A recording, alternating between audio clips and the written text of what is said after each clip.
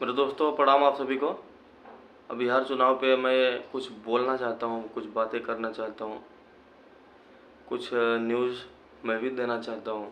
सबसे पहली चीज़ मेरे दोस्तों, अगर आपको अपने बिहार को बचाना है तो वोट सीधा सीधा आरजेडी को जाना चाहिए, लालटेन को, और उसके अलावा किसी को भी नहीं। यहाँ तक प्रशांत किशोर अभी जो नए नए आए हैं वो भी कहीं ना कहीं बीजेपी में शामिल है। वो अंदर की बात है, कहीं ना कहीं तो शामिल है वो, क्योंकि पहले उन्होंने बोला था कि हम कहीं से भी चुनाव लड़ जाएंगे, राघोपुर से भी चुनाव लड़ जाएंगे जहाँ से तेजस्वी यादव लड़ रहे हैं। लेकिन अब क्यों नहीं लड़ रहे हैं? वो यहाँ से जान रहे हैं कि तेजस्वी यादव का भयानक लहर पैदा हो चुका है और बिहार वाले बदलाव चाहते हैं अब। तो इसलिए प्रशांत किशोर भी अंदर से डर गए हैं, इसलिए वो चुनाव में लड़ना नहीं चाहते हैं। और मेरे दोस्तों, भोजपुरी के खेसारी लाल यादव जी छपरा से चुनाव लड़ रहे हैं, तो उनको भी सपोर्ट दीजिए, प्यार दीजिए, आप लोग आशीर्वाद दीजिए। सबसे बड़ी चीज़ ये है कि देखिए भाई, आपके जितने भी उधर बिहार के माँ बाप, गार्जियन स्वरूप जितने भी लोग हैं, मैं सबको प्रणाम करता हूँ। बस उनसे यही कहना चाहूँगा कि आपने अपना जीवन जी लिया है और आपने अभी तक अपने बच्चों के लिए किया है, जो भी किया अच्छा किया है, लेकिन और ये करिए कि अपने बच्चों के लिए एक आरजेडी को एक एक वोट आरजेडी को दीजिए, ताकि आपके बच्चों का भी भविष्य सुधर सके और उज्जवल हो सके। और कुछ नहीं मैं कहना चाहूँगा, सिर्फ यही कहना चाहूँगा कि आने वाले बिहार चुनाव में आप सिर्फ आरजेडी को समर्थन कीजिए, बाकी और किसी को नहीं। ये जुमलेबाज ये सब, इनको तो बिल्कुल मत समर्थन कीजिए। कारण इसका ये है कि 10,000 अभी जो ये दे रहे हैं, इसके पहले वो क्यों नहीं दिए? इसके पहले तो देना मांगता था ना, तो दिया क्यों नहीं मोदी सरकार ने? अभी चुनाव आने पर आपको चारा फेंका जा रहा है, चारा फेंका जा रहा है, फंसाने का काम किया जा रहा है।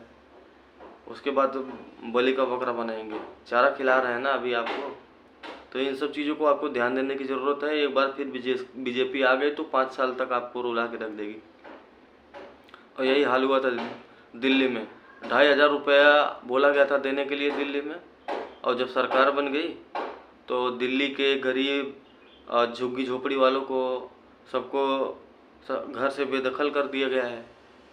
क्यों कर दिया गया? इसीलिए पहले ये चारा देते हैं, चारा देने के बाद आपका ही घर उजाड़ देंगे। तो आप इन सब चीज़ों को ध्यान में रखिए।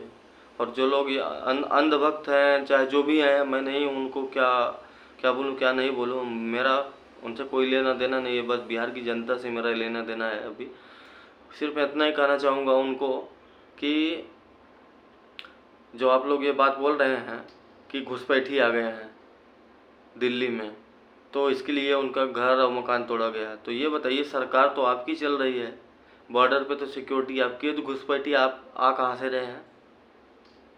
आ कहाँ से रहे हैं भाई? सरकार तो आपकी थी ना।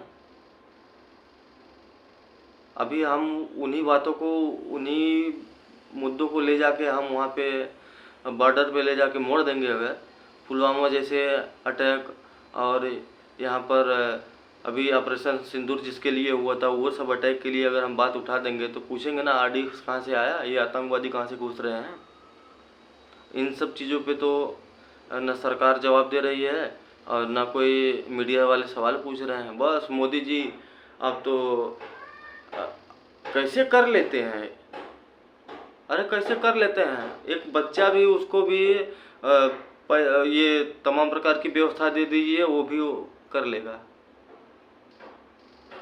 हम टैक्स देते हैं छोटी छोटी चीज़ों पे, हमारा हक है पूछना और आपको जवाब देना पड़ेगा। क्यों कॉन्फ्रेंस नहीं किया? कितना साल हो गया आपको? एक भी प्रेस कॉन्फ्रेंस है? जितने भी सवाल आएंगे वो आपके द्वारा लिख के आएंगे कि हाल चाल पूछने के लिए होता है क्या प्रेस कॉन्फ्रेंस? प्रेस कॉन्फ्रेंस हाल चाल पूछने के लिए नहीं होता है। और आप जो हिंदुत्व की बात करते हैं, आज हिंदुत्व पर भी हम बात बोलेंगे।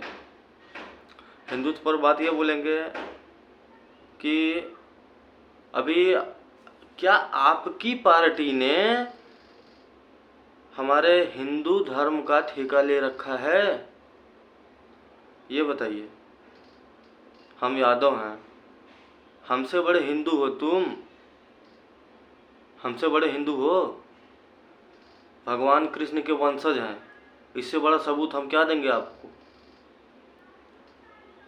हम कुछ बोलते हैं तो आप देशद्रोही बोलते हो। अरे देशद्रोही तो तुम लोग हो, गद्दारों। देश को बेच रहे हो तो गद्दार तो आप लोग हो। वोट चोरी कर रहे हो, देशद्रोह तो आप लोग कर रहे हो। संविधान के खिलाफ तो आप लोग जा रहे हो, ईवीएम ला के वोट चोरी किया, तमाम प्रकार की चीज़ें। अभी बोलना शुरू हो जाएंगे ना तो मुद्दा ख़त्म नहीं होगा। तो कम से कम इन सब चीज़ों को ध्यान रखिए। और अगर मेरी ये वीडियो बिहार तक जाती है तो ज़रूर ध्यान दीजिए इस बात का कि अगर आपको वोट मारना है तो लालटेन छाप पर मारिए, अपने बच्चों का भविष्य तय करिए। क्योंकि तेजस्वी यादव ने 17 महीने में वो चीज़ करके दिखाया भी है। और ज़्यादा कहने की ज़रूरत नहीं मेरे दोस्तों, बस इतना ही कहना चाहूँगा। बाकी आप लोग तो खुद समझदार हैं। बाकी मिलते हैं नेक्स्ट वीडियो में, तब तक के लिए बाय बाय, जय हिंद।